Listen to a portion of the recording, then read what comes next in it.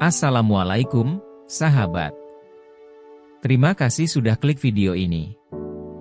Jangan lupa kirimkan sholawat kepada Nabi Muhammad SAW di kolom komentar. Semoga hidup sahabat selalu dilimpahi berkah dan dilindungi oleh Allah Subhanahu wa Ta'ala. Amin. Terima kasih juga untuk sahabat yang sudah like, komen, dan subscribe channel ini. Hari ini, kita akan menyimak sebuah kisah penuh haru dan perjuangan tentang seorang perempuan tangguh yang menghadapi ujian hidup yang tak terduga.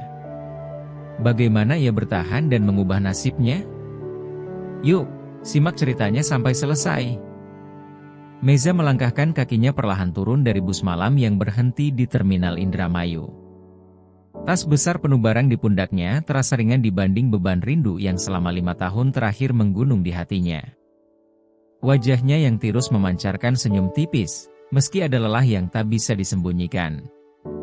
Ia merapatkan jaketnya saat angin malam menyapa tubuhnya, mencoba mengusir kecemasan samar yang tiba-tiba menyelinap dalam pikirannya. Sudah lama ia membayangkan momen ini, momen kembali ke rumah dengan membawa hasil kerja kerasnya sebagai tenaga kerja wanita di Arab Saudi. Di kejauhan, sebuah motor butut mendekat. Bagas, suaminya, berdiri di atas motor itu dengan senyum yang dipaksakan. "Akhirnya kamu pulang juga, Za?" ucapnya singkat. Meza terdiam, memperhatikan suaminya yang tampak lebih kurus dari 5 tahun lalu. Pelukan yang ia harapkan terasa hangat ternyata hanya berupa jabat tangan dingin dan obrolan singkat sepanjang perjalanan pulang. Di belakang punggungnya, Meza menggenggam erat tali tasnya, mencoba menepis rasa kecewa yang perlahan merayapi pikirannya. Setiba di rumah, pintu kayu tua itu terbuka dengan suara derit yang khas. Pak Darmo, ayah mertua Meza, berdiri di ambang pintu dengan wajah yang terlihat lebih ramah dari biasanya. "Kamu makin cantik saja, Za. Di Arab makan apa? Kok kelihatan putih begini?" katanya sambil tertawa kecil. Meza membalas dengan senyum gugup, merasa ada sesuatu yang ganjil dalam tatapan Pak Darmo. Namun, ia mencoba mengabaikannya, menganggap mungkin itu hanya perasaannya saja. Namun, malam pertama di rumah itu justru menjadi awal dari kecanggungan yang tak ia bayangkan. Meza duduk di sudut ruang tamu dengan Naya, putri kecilnya yang kini telah berusia 7 tahun. Gadis kecil itu memandangi ibunya dengan rasa asing. "Ibu lama sekali di sana. Aku pikir ibu nggak pulang," gumam Naya pelan. Meza terpukul, tetapi ia berusaha memeluk putrinya erat-erat. "Ibu pulang untuk Naya. Sekarang ibu nggak akan pergi lagi," katanya sambil menahan air mata yang hampir tumpah. Namun, kehangatan keluarga yang ia rindukan tampak memudar. Bagas lebih sering menghindari percakapan panjang, sibuk dengan pekerjaannya sebagai buruh tani. Pak Darmo, yang semula terlihat ramah, justru mulai bersikap terlalu akrab. Ia kerap mengomentari penampilan Meza, bahkan tak segan memanggilnya ke dapur untuk meminta tolong dengan alasan yang tidak penting. Meza mulai merasa canggung, tetapi ia memilih bungkam, takut jika ucapannya akan memicu konflik. Malam itu, ketika semua penghuni rumah sudah tidur, Meza terbangun karena suara langkah kaki yang samar. Ia membuka pintu kamarnya sedikit, dan melihat Pak Darmo berdiri di ruang tamu, memandangi pintu kamarnya dengan tatapan yang sulit diartikan. Meza merasa jantungnya berdegup kencang, tetapi ia segera mengunci pintu kamarnya rapat-rapat. Ia tak berani membangunkan Bagas, yang tidur di sebelahnya dengan wajah lelah. Meza hanya bisa berdoa agar semua ini hanyalah imajinasinya yang berlebihan. Hari-hari berikutnya, Meza berusaha sibuk dengan pekerjaan rumah, mencoba mengalihkan pikirannya dari rasa gelisah. Namun, perhatian Pak Darmo semakin nyata. Suatu sore, ketika Bagas pergi ke sawah, Pak Darmo duduk di ruang tamu sambil memanggilnya. "Meza, duduk dulu sini. Kamu gak capek kerja terus?" tanyanya dengan nada lembut, tetapi matanya tak lepas dari tubuh Meza. Meza menolak dengan halus, mengatakan bahwa ia harus menyelesaikan pekerjaan di dapur. Namun, di dalam hatinya, ia mulai merasa terperangkap di dalam rumah yang seharusnya menjadi tempat paling aman. Di tengah kegalauan itu, Meza bertanya-tanya apakah kepulangannya adalah keputusan yang tepat. Ia telah meninggalkan kehidupan keras di negeri orang dengan harapan menemukan kedamaian di rumah. Namun, kenyataan justru menyajikan babak baru yang lebih gelap dan penuh ancaman. Meza mulai merasa bahwa dirinya hanya seorang asing di tempat yang seharusnya ia sebut rumah. Sejak malam itu, Meza semakin berhati-hati. Ia memastikan pintu kamarnya selalu terkunci dan menghindari berdua saja dengan Pak Darmo. Namun, perlakuan ayah mertuanya semakin sulit diabaikan. Pak Darmo kerap muncul tiba-tiba di dapur atau area belakang rumah, tempat Meza biasa mencuci pakaian. Tatapan tajamnya, yang dulunya terlihat seperti perhatian seorang ayah, kini berubah menjadi sesuatu yang membuat Meza merasa tidak nyaman. Sore itu, ketika Bagas pulang terlambat dari sawah, Meza duduk gelisah di ruang tamu sambil memandangi pintu rumah. Naya sudah tertidur di kamar, dan Pak Darmo duduk di kursi goyang dekat pintu dengan tatapan yang sulit dibaca. Bagas sering ninggalin kamu sendirian, ya? Kalau ada apa-apa, bilang saja ke Bapak, ya, ucapnya dengan nada yang terdengar lebih dari sekadar ramah. Meza hanya menjawab singkat sambil pura-pura sibuk membereskan meja. Ia merasa perangkap semakin menjerat dirinya. Malam itu, Bagas tampak lebih murung dari biasanya. Ketika Meza mencoba mengajaknya bicara, ia hanya menjawab dengan gumaman pendek. Meza tahu, suaminya tidak pernah pandai mengungkapkan perasaan, tetapi jarak di antara mereka semakin terasa. Di satu sisi, Meza ingin menceritakan apa yang ia alami dengan Pak Darmo, tetapi ia takut jika Bagas tidak mempercayainya. Mungkin aku cuma berlebihan, pikir Meza, mencoba meyakinkan dirinya sendiri meskipun nalurinya berkata sebaliknya. Namun, apa yang terjadi beberapa hari kemudian menghancurkan harapan Meza untuk hidup damai. Saat itu siang menjelang sore, Bagas pergi ke pasar untuk membeli pupuk. Meza sedang mencuci pakaian di belakang rumah ketika Pak Darmo tiba-tiba muncul. "Meza, kamu nggak capek kerja terus? Duduk dulu sini," katanya sambil menyodorkan segelas teh. Meza menolaknya dengan halus, tetapi Pak Darmo menarik kursi dan duduk sangat dekat dengannya. "Kamu itu, ya, beda sama perempuan-perempuan lain. Ada sesuatu yang bikin orang betah lihat kamu," bisiknya sambil menatap lekat-lekat. Meza kaget mendengar ucapannya. Ia berdiri dengan gugup, mengatakan bahwa ia harus menyelesaikan pekerjaannya. Namun, sebelum ia sempat melangkah, tangan Pak Darmo dengan cepat meraih pergelangan tangannya. "Jangan pergi dulu, Zah. Aku cuma mau ngobrol," katanya dengan nada yang memaksa. Meza berusaha melepaskan tangannya, tetapi genggaman Pak Darmo terlalu kuat. Ketegangan itu pecah ketika suara motor Bagas terdengar di depan rumah. Pak Darmo langsung melepaskan Meza, dan tanpa berkata apa-apa, ia masuk ke dalam rumah seperti tidak terjadi apa-apa. Meza berdiri kaku, tangannya gemetar, dan air matanya mulai mengalir tanpa ia sadari. Ia tahu bahwa ini bukan lagi hanya perasaan cemas atau prasangka, ancaman itu nyata.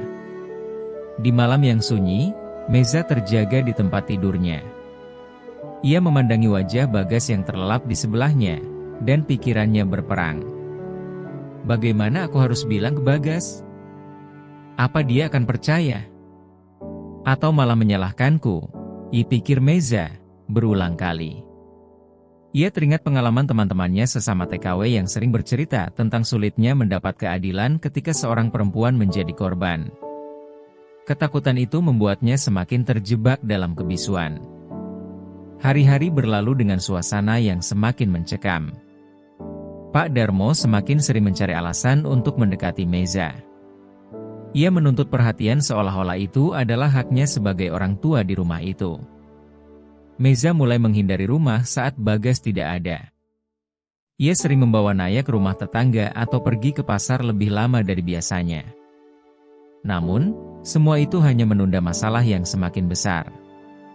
Puncaknya terjadi suatu malam ketika hujan deras mengguyur kampung mereka. Bagas sedang menginap di ladang karena harus menjaga padi yang baru saja ditanam. Meza dan Naya hanya berdua di rumah bersama Pak Darmo. Saat Meza hendak menidurkan Naya, tiba-tiba lampu rumah padam. Suasana gelap dan suara derasnya hujan membuat rumah itu terasa semakin menakutkan. Di tengah kegelapan, Meza mendengar langkah kaki mendekat ke kamarnya. Suara itu terdengar semakin jelas, membuat Meza meraih Naya yang sudah tertidur di pangkuannya. "Siapa di luar?" ditanyanya dengan suara gemetar. Tidak ada jawaban, tetapi pintu kamar mulai bergerak seperti ada yang mencoba membukanya. Meza langsung berdiri dan menahan pintu dengan tubuhnya sambil memeluk Naya. "Pergi, Pak! Jangan macam-macam!" diteriaknya dengan suara yang bergetar. Namun, suara itu tetap tidak menjawab. Pintu berhenti bergerak, tetapi ketegangan itu belum reda. Meza tidak tidur semalaman, berjaga di samping pintu dengan rasa takut yang melumpuhkan. Di pagi harinya, ia mendapati pintu kamar luar yang menuju halaman belakang rumah terbuka lebar. Bekas langkah kaki di tanah basah mengarah ke kebun pisang di belakang rumah. Meza merasa seluruh tubuhnya menggigil. Ia tahu bahwa ini bukan lagi sesuatu yang bisa ia abaikan. Meza sadar, dirinya harus melakukan sesuatu untuk melindungi dirinya dan Naya, tetapi ia juga tahu bahwa langkah yang salah bisa menghancurkan seluruh keluarganya. Di tengah kebimbangan itu, ia berdoa agar keberanian segera datang menghampirinya. Pagi itu, suasana di rumah terasa sunyi. Hujan semalam masih menyisakan genangan di halaman belakang, dan aroma tanah basah menyeruak di udara. Meza duduk di sudut dapur, matanya sembab setelah semalaman tak tidur. Naya bermain di ruang tamu, tak menyadari kegelisahan yang memenuhi wajah ibunya. Meza tahu, ia tak bisa terus-menerus membiarkan teror ini menghantuinya. Namun, bagaimana ia bisa menjelaskan semuanya kepada Bagas tanpa merusak hubungan mereka? Ketika Bagas pulang dari ladang siang itu, Meza memberanikan diri untuk berbicara. "Mas, kita bisa bicara sebentar?" ditanyanya pelan. Bagas, yang tengah melepas sepatu basahnya, mengangguk meski wajahnya menunjukkan kelelahan. Mereka duduk berdua di dapur, sementara Naya sudah tertidur siang di kamarnya. Meza menggenggam erat tangannya, berusaha meredam gemetar yang tak bisa ia kendalikan. "Mas, aku mau cerita sesuatu. Tapi tolong, dengarkan dulu sampai selesai," ia ucapnya dengan suara bergetar. Bagas memandang istrinya dengan dahi berkerut. "Apa yang sebenarnya terjadi, Za?" tanyanya. Meza menarik napas panjang, mencoba menenangkan dirinya. Lalu ia mulai menceritakan semua yang ia alami sejak kepulangannya. Tentang tatapan Pak Darmo yang tak wajar, komentar-komentar yang membuatnya gelisah, hingga peristiwa malam sebelumnya. Setiap kata yang keluar dari mulutnya terasa seperti duri yang menancap di dadanya. Namun, ia tahu, ini adalah satu-satunya cara untuk melindungi dirinya dan Naya. Reaksi Bagas tidak seperti yang Meza bayangkan. Alih-alih marah atau mendukung, wajahnya berubah pucat, dan rahangnya mengatup rapat. "Kamu serius, Za? Kamu yakin ini bukan cuma salah paham?" ditanyanya, suaranya terdengar berat. Meza terpukul mendengar pertanyaan itu, tetapi ia mengerti. Tuduhan ini terlalu besar, apalagi ditujukan kepada ayah kandung Bagas sendiri. "Mas, aku tahu ini sulit dipercaya. Tapi aku tidak akan mengarang cerita seperti ini," jawabnya, menahan tangis yang mulai mengalir di pipinya. Bagas berdiri, mengusap wajahnya dengan kasar. "Aku harus bicara dengan Bapak," katanya, lalu melangkah keluar menuju ruang tamu. Meza mencoba menghentikannya, tetapi Bagas sudah terlanjur membuka pintu dan menemukan Pak Darmo duduk di sana sambil menghisap rokok kreteknya. "Bapak, ada yang mau aku tanyakan," ujar Bagas, suaranya bergetar menahan emosi. Pak Darmo menoleh dengan santai. "Apa lagi, Gas? Kamu pulang-pulang langsung marah-marah," jawabnya sambil tersenyum kecil. Namun, senyumnya memudar ketika Bagas mendekat dengan tatapan tajam. "Bapak ngapain ke kamar Meza tadi malam? "Apa maksud semua sikap Bapak selama ini?" tanya Bagas dengan suara meninggi. Pak Darmo terdiam sejenak, lalu tertawa pelan. "Apa kamu dengar omongan istrimu, Gas? Jangan mudah percaya sama perempuan. Mereka itu suka melebih-lebihkan," jawabnya dengan nada santai. Meza, yang berdiri di ambang pintu dapur, merasa seluruh tubuhnya bergetar. "Bapak, aku nggak bohong. Aku tahu apa yang Bapak lakukan," katanya dengan suara yang berani meski matanya penuh air mata. Namun, reaksi Pak Darmo mengejutkan semua orang. Ia bangkit dari kursinya dan memukul meja dengan keras. "Berani sekali kamu, ya? Kamu cuma menantu di rumah ini, jangan macam-macam," bentaknya. Suara keras itu membuat Naya terbangun dan menangis di dalam kamar. Bagas berdiri di antara Meza dan ayahnya, mencoba menenangkan situasi. "Sudah, Pak. Jangan teriak-teriak. Kita bisa selesaikan ini baik-baik," katanya, meski nadanya terdengar putus asa. Hari itu menjadi awal dari kehancuran rumah tangga mereka. Pak Darmo bersikeras bahwa Meza hanya ingin mencari alasan untuk pergi dari rumah, sementara Bagas mulai terjebak dalam kebingungan. Ia mencintai istrinya, tetapi sulit baginya untuk menerima bahwa ayahnya bisa melakukan hal seperti itu. Ketegangan semakin memuncak ketika Pak Darmo mulai menyebarkan cerita bahwa Meza adalah istri yang tidak tahu diri. Desas-desus pun mulai menyebar di kampung. Tetangga mulai memandang Meza dengan tatapan curiga, sementara Bagas menjadi lebih pendiam dari sebelumnya. Meza merasa sendirian, terperangkap dalam rumah yang semakin terasa seperti penjara. Ia mulai berpikir untuk meninggalkan rumah itu, tetapi kemana ia akan pergi? Ia tidak punya siapa-siapa selain Bagas, dan ia tidak ingin Naya kehilangan ayahnya. Namun, semuanya berubah ketika Meza mulai merasakan perubahan pada tubuhnya. Ia sering merasa mual di pagi hari dan tubuhnya terasa lemah. Awalnya, ia mengira ini hanya karena stres, tetapi setelah memeriksakan diri ke bidan desa, ia mendapatkan kabar yang menghancurkan dunianya. Meza hamil. Di tengah kekacauan itu, kabar kehamilan ini tidak membawa kebahagiaan. Sebaliknya, ia menjadi beban baru yang semakin menekan hati Meza. Ia tahu, anak ini tidak mungkin Bagas yang menjadi ayahnya. Meza merasa seluruh dunianya runtuh. Keberanian yang ia kumpulkan selama ini terasa sia-sia. Apa yang harus ia lakukan sekarang? Kabar kehamilan Meza akhirnya sampai ke telinga Bagas. Awalnya, ia mengira ini adalah berkah yang datang di tengah prahara yang mengguncang rumah tangga mereka. Namun, kebahagiaannya hanya bertahan sebentar. Dalam keheningan suatu malam, Meza dengan wajah penuh air mata memberanikan diri mengungkapkan kebenaran yang telah lama ia simpan. "Mas, aku nggak yakin anak ini anak Mas," ia ucapnya pelan, suaranya nyaris tak terdengar. Bagas terdiam seketika, tatapannya kosong, seperti tak mampu memahami kata-kata itu. "Kamu bilang apa, Za?" ia tanyanya dengan nada yang sulit diartikan. Meza menangis terseduh-seduh, mencoba menjelaskan. "Mas, aku nggak tahu harus bilang gimana, tapi aku yakin ini bukan anak Mas. Aku nggak pernah mau ini terjadi," katanya sambil menggenggam tangan Bagas yang dingin dan gemetar. Namun, Bagas dengan kasar menarik tangannya, berdiri, dan menatap istrinya dengan mata yang penuh kemarahan dan kekecewaan. "Jadi, semua yang kamu bilang soal Bapak benar?" tanya Bagas dengan nada bergetar. Meza hanya bisa mengangguk lemah. Bagas membalikkan badan, berjalan keluar kamar, dan membanting pintu dengan keras.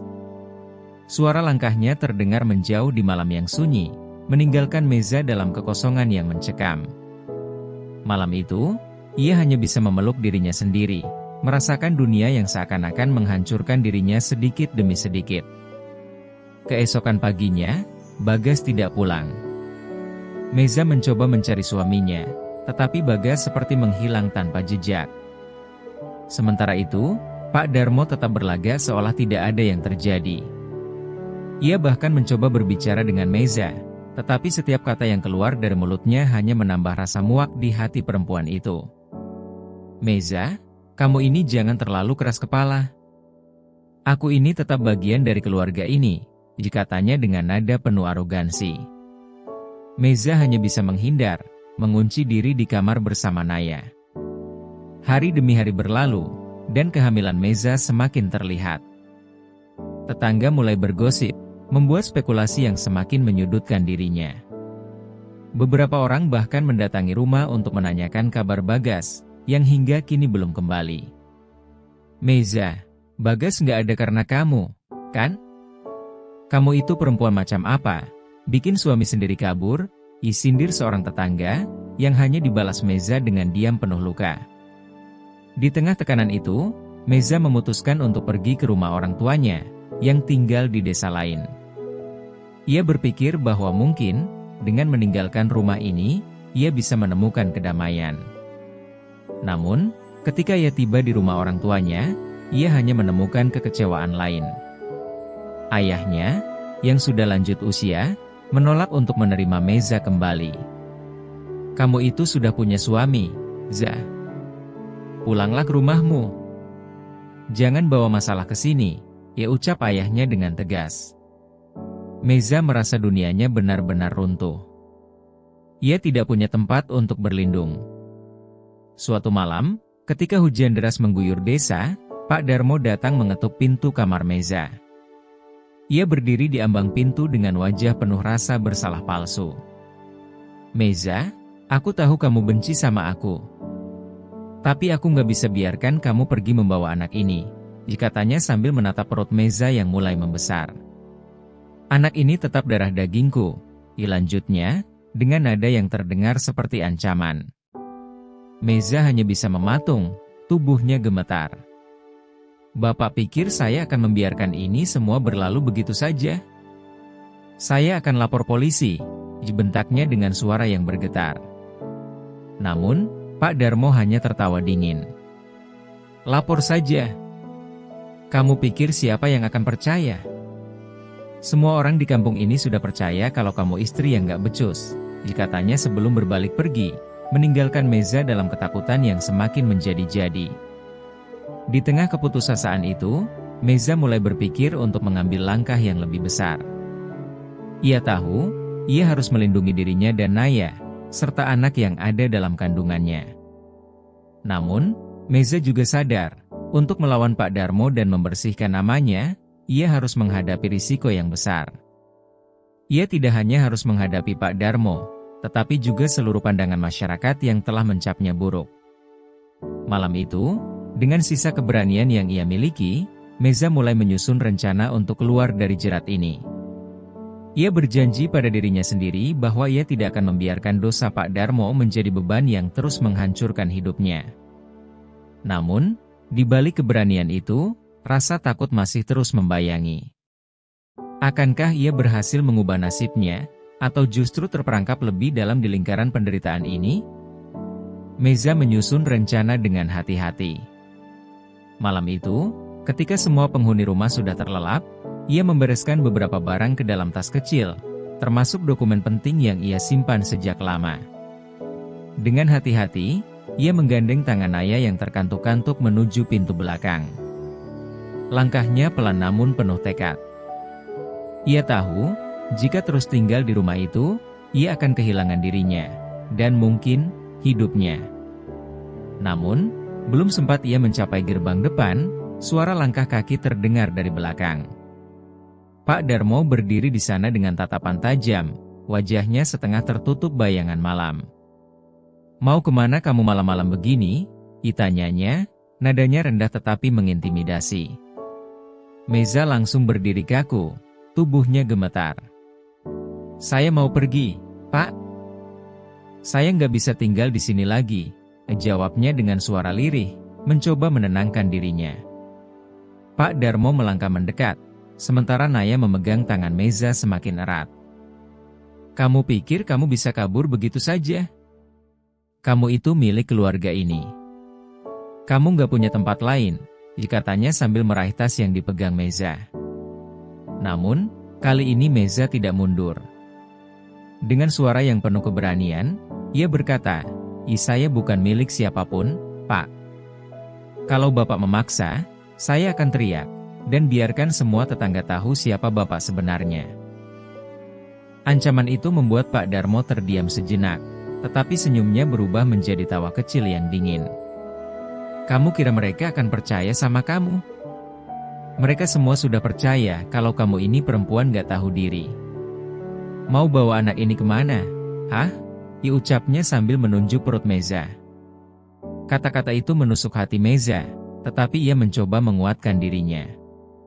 "Lebih baik saya hidup susah di luar sana daripada tinggal di sini bersama Bapak," katanya tegas.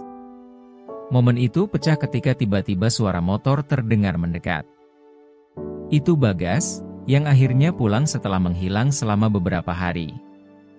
Ia melihat Meza dan Pak Darmo berdiri berhadapan di tengah malam. "Apa yang terjadi di sini?"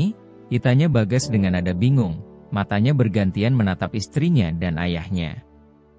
Meza ingin menjelaskan, tetapi Pak Darmo dengan cepat memotong. "Bagas, istrimu ini mau kabur. Lihat sendiri, dia mau tinggalkan rumah ini," tuduhnya dengan nada penuh manipulasi. Meza tidak bisa lagi menahan dirinya. "Mas, cukup dengar aku kali ini. Aku nggak mau tinggal di sini karena aku nggak aman. Semua yang aku bilang sebelumnya benar. Anak ini bukan anak Mas. Ini anaknya Bapak," katanya dengan suara gemetar, tetapi tegas. Bagas terlihat syok, wajahnya memucat seperti kehilangan warna. "Apa? Meza, kamu serius?" ditanyanya. Suaranya terdengar seperti berbisik. Pak Darmo mencoba menyangkal. "Jangan dengarkan dia, Bagas. Dia cuma cari alasan untuk pergi. Perempuan seperti dia memang gak bisa dipercaya," katanya dengan nada keras. Namun, Bagas tidak lagi mendengarkan. Ia melangkah mundur, mencoba memahami semua informasi yang baru saja menghantam dirinya. Dalam kebingungannya, ia menatap ayahnya dan istrinya, dua orang yang seharusnya menjadi keluarga, tetapi kini terasa seperti orang asing. "Aku nggak tahu harus percaya siapa. Tapi aku nggak bisa tinggal di sini lagi. Aku butuh waktu untuk berpikir," ucap Bagas dengan nada putus asa. Ia masuk ke dalam rumah tanpa berkata-kata lagi, meninggalkan Meza dan Pak Darmo yang saling menatap penuh kebencian. Keesokan harinya, Meza memutuskan untuk tetap pergi. Ia membawa Naya dan tas kecilnya, berjalan menuju terminal dengan perut yang semakin membesar. Ia tidak tahu kemana harus pergi, tetapi ia tahu bahwa ia tidak akan kembali ke rumah itu. Sepanjang perjalanan, ia hanya bisa berdoa agar Tuhan memberinya kekuatan untuk melanjutkan hidup. Beberapa bulan kemudian, Meza tinggal di sebuah panti sosial di kota besar. Ia melahirkan anaknya di sana, seorang bayi laki-laki yang lahir dengan senyuman yang menyejukkan hati. Meski awalnya sulit menerima kehadiran bayi itu, Meza belajar mencintainya sebagai bagian dari dirinya. Anak itu adalah pengingat dari semua luka yang pernah ia alami, tetapi juga simbol kekuatannya untuk bertahan. Hidup Meza memang tidak mudah setelah itu. Ia bekerja keras sebagai penjahit di panti, sambil merawat Naya dan bayinya. Namun, setiap malam, ketika ia melihat kedua anaknya tidur dengan damai, ia merasa bahwa semua perjuangannya tidak sia-sia. Ia mungkin telah kehilangan banyak hal, tetapi ia mendapatkan sesuatu yang jauh lebih berharga, kebebasan dan keberanian untuk memulai hidup baru.